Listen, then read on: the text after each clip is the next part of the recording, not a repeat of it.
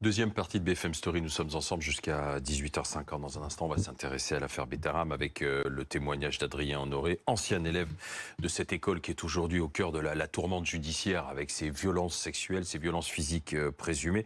Mais d'abord, on va parler d'une lettre qui est sortie au cœur de la journée, une lettre bouleversante, émouvante.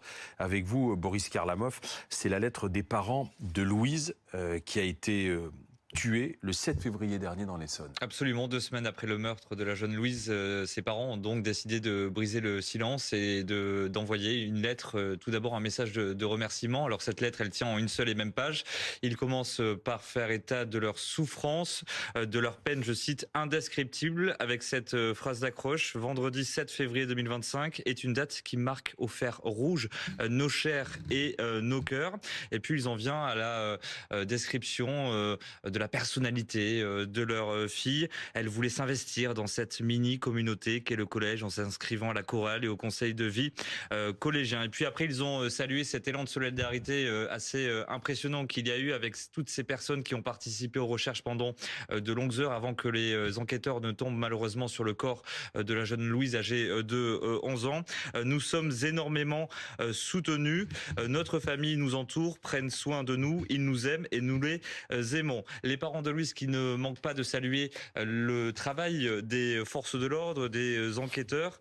Durant les recherches, l'enquête et la préparation des obsèques, nous avons pu bénéficier de toute la bienveillance, la prévenance et l'investissement de la police, des forces de l'ordre ainsi que des mairies de Longjumeau et d'Épinay-sur-Orge.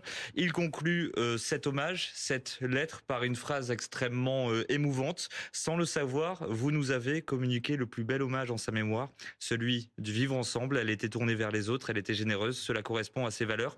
Encore une fois, merci, signé donc les parents de la jeune Louise. Aujourd'hui, c'est le temps de l'émotion et tout le monde est encore bouleversé, bien sûr, par cette tragédie. Et puis, il y a le temps de l'enquête aussi, Boris Karlamov. Oui, souvenez-vous, il y a une semaine, ONL, le meurtrier présumé dans cette affaire, il a été donc mis en examen pour meurtre sur mineur de 15 ans. Sa petite amie, elle, a été mise en examen pour non-dénonciation d'un crime. Elle est sortie du tribunal judiciaire d'Evry libre, placée sous contrôle judiciaire. Quant à ONL, il a été placé en détention provisoire au sein de la maison de la santé. C'est à Paris. J'avais pu, moi, assister rapidement à cette audience du juge des libertés de la détention et j'avais pu apercevoir pendant quelques minutes ONL. C'est vrai qu'il avait un air extrêmement juvénile malgré ses 23 ans. Il n'a eu de cesse de pleurer quand le juge des libertés de la détention lui a demandé confirmation de son identité.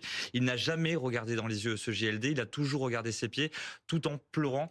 Donc c'était un moment assez saisissant. ONL, il est incarcéré donc en détention provisoire au sein de la maison de la santé à Paris. On en sait